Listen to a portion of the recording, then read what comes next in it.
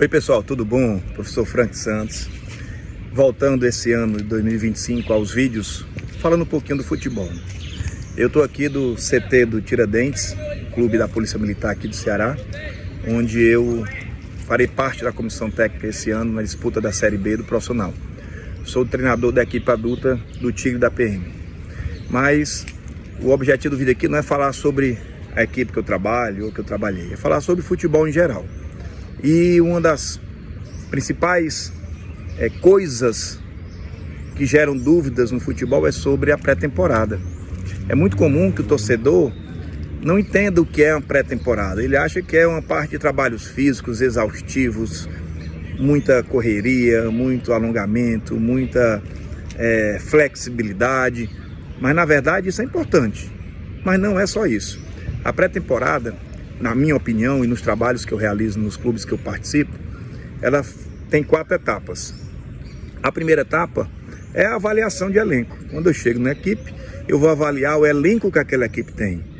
Desde o sub-20, passando pelos atletas profissionais que jogaram naquela temporada anterior e aqueles que podem vir fazer teste. É muito comum no começo da pré-temporada os agentes de jogadores, os colegas, treinadores, amigos, outros atletas indiquem jogadores para compor esse elenco, né? Principalmente quando você tem um time de uma expressão mediana. Por quê? Porque não tem sempre um grande orçamento para contratar quem quer ou quem precisa. Então, passa por essa primeira etapa. E nessa primeira etapa, à medida que você avalia alguns novos jogadores que podem lhe ajudar no trabalho, você também já começa a conhecer o clube, desde a faxineira ao presidente, saber como é que o clube funciona, quem é o mais simpático, quem é o mais ranzinza, quem é aquele que é mais perfeccionista, ou aquele que é um pouco mais condescendente com o seu trabalho. E aí você já começa a fazer uma gestão interna do seu trabalho com a equipe administrativa e com a equipe técnica. No meu caso, eu esse ano não estou em uma equipe técnica que eu trouxe comigo, então estou trabalhando com a equipe técnica que o clube já tinha. Então esse primeiro momento, além de avaliar jogadores, serve também para avaliar as características que essa comissão técnica e todo administrativo tem e no que você pode se incorporar. Na minha opinião, é importante demais a humildade, a gentileza, tratar todo mundo bem, ser cordial, desde os serviços gerais até o conselho deliberativo. Isso aí começa a ajudar você a ter um ambiente mais tranquilo na hora que a bola começar a rolar de verdade. A segunda etapa, aí já começa a ser a definição de grupo.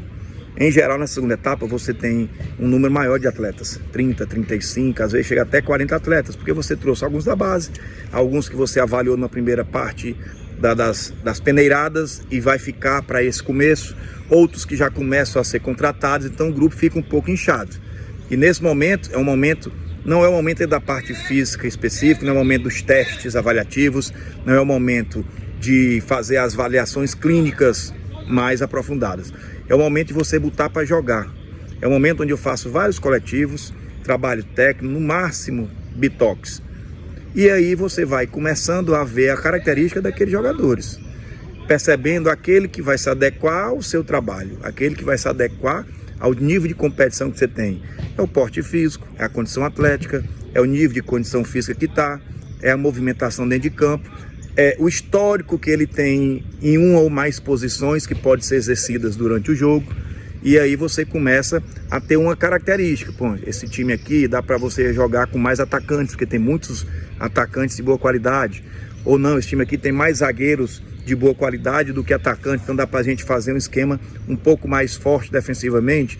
E dentro dessa primeira fase, você vai ter mais ou menos 70% da ideia da característica desse elenco. E aí vem a terceira etapa. É uma etapa ruim porque você passa a tirar. Aí você filtra, seleciona aqueles jogadores que você acha que não se adequam ao trabalho que você pensa em fazer, que estão menos preparados fisicamente, que talvez tenham menos experiência, apesar de que sempre é bom. Eu sempre trabalho com sub-20, sub-21, sub-22 nos elencos, porque são jogadores que têm uma vontade, que têm uma necessidade de mostrar, isso é importante. ter esse vigor numa partida de futebol, muitas vezes perdendo a experiência, mas tem a força de vontade que o jovem tem. E aí você diminui aí para uns 25 a 30 atletas. E aí você sim, aí começam as avaliações físicas, as avaliações clínicas, começa-se a ter trabalhos mais específicos de posicionamento, de um jogo posicional, coletivo de um toque, de 2 toques, campo reduzido, porque aí você começa a avaliar peculiaridades técnicas mais específicas e mais complexas do atleta. E aí, nesse momento, você também percebe aquele que evoluiu e o que parou. Muitas vezes, nas primeiras 2 semanas, o atleta foi acima dos outros, mas depois ele estaciona e não evolui mais. Então, esse atleta ele vai ter uma condição mais difícil de ficar na equipe. Por quê? Porque se no meio da pré-temporada, desculpa, eu não disse no começo, em geral de 30 a 45 dias, se do meio da pré-temporada até a estreia esse atleta não evoluiu, quer dizer que dificilmente ele vai evoluir durante o campeonato. Então, não se busca um atleta que esteja pronto na metade da pré-temporada. Se busca um que esteja evoluindo um pouquinho a cada semana. Porque quando chegar na competição, se ele tiver uma cabeça boa, personalidade para jogar, ele vai evoluir ao longo dos jogos. E aí você ganha um atleta para a competição toda.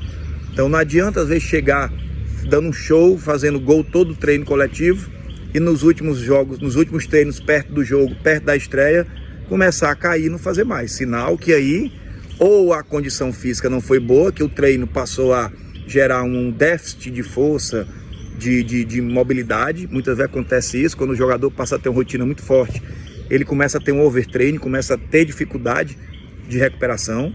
E aí cabe também o clube ter o suplemento, ter a alimentação, ter o descanso, ter o regenerativo, ter a fisioterapia para fazer a liberação muscular. Mesmo assim, o atleta continua sem evoluir, então esse atleta começa a perder espaço. E aí você vai deixar para a terceira etapa essa redução, esse filtro mais fino da equipe, deixando aí os 25 atletas que evoluíram ao longo da pré-temporada, para entrar na 4ª e última etapa, que é a preparação para o jogo. E aí você não trabalha mais para o campeonato. Durante essa terceira etapa, houve já uma homogeneidade maior da condição física, jogadores ficaram mais próximos da condição adequada. Claro que geralmente começa a 60% do que eles podem, né? A primeira partida sempre é mais difícil, mas aí o grupo tem que estar mais ou menos numa média física e técnica parecida, porque você com certeza nas primeiras partidas vai precisar mudar muito a equipe, porque o cansaço bate, o psicológico faz o corpo às vezes reagir cansando um pouco mais. Então você tem que ter uma equipe mais homogênea possível nesse começo. E aí, prepara-se para o jogo, estuda o adversário, quem é que ele tem, como é que ele joga, as características dos jogadores que estão lá. Monta-se uma equipe com o padrão que já foi definido desde a segunda etapa. É o 3-5-2, é o 5-4-1, é o 4-2-3-1, é o 4-3-3. Dependendo daquelas características da evolução desses atletas, você já determinou pelo menos 2 modelos. No meu caso, eu sempre determino 2 modelos de jogo. Um onde a gente faz uma marcação mais ofensiva, que é a prioridade, geralmente 4-3-3 ou 3-5-2, e uma marcação mais defensiva, porque vai ter uma hora do jogo que você vai precisar baixar a marcação. A gente vai para um 4-2-3-1, 4-1-4-1 ou até mesmo um 4-5-1. E aí, tendo pelo menos esses 2 modelos, um mais à frente e outro mais atrás, na primeira partida, então você vai esperar que os jogadores rendam dentro da partida oficial o que fizeram na pré-temporada. E aqueles que não renderam, ficaram muito abaixo, terão o segundo jogo, o terceiro jogo. No terceiro jogo, faz o último corte da competição. Aqueles que não renderam nada, precisam de alguns para aquela posição. E aí tem que vir alguém para ser titular. Não dá para vir um só para compor o grupo, porque aquela posição, quem jogou já não está no nível adequado. Então trazemos um que já seja mais conhecido, mais rodado, mais experiente, muitas vezes mais caro financeiramente. Aí a equipe não tem condição de trazer no começo, mas pode trazer mais para o meio do final. E aí a gente encorpa a equipe e tenta evoluir ao longo da competição. Então, a pré-temporada de um clube de futebol, os que eu trabalho, no meu entendimento, claro que não é o entendimento de todo mundo, cada treinador, cada comandante técnico tem o seu jeito, mas divide nessas 4 etapas. Quase sempre, quando se tem 30 a 45 dias para fazer o trabalho, quase sempre as equipes que eu trabalhei fizeram um bom campeonato. Graças a Deus nunca fui rebaixado de nenhuma divisão, já tive alguns acessos, alguns títulos na base. Sempre que eu comecei o trabalho conseguindo fazer essas 4 etapas, mesmo com times com uma condição financeira mais baixa do que outros, a gente conseguiu ter um resultado de bom para ótimo, tá? Então, para quem se interessar por esse assunto, claro que um time de Série C tem uma intensidade no gasto, no trabalho, né? Na formação da equipe, um time de Série B tem outra, um de Série A outra e assim por diante. Mas, de maneira geral, a pré-temporada que o professor Frank Santos gosta de realizar é desse jeito. Fica a dica.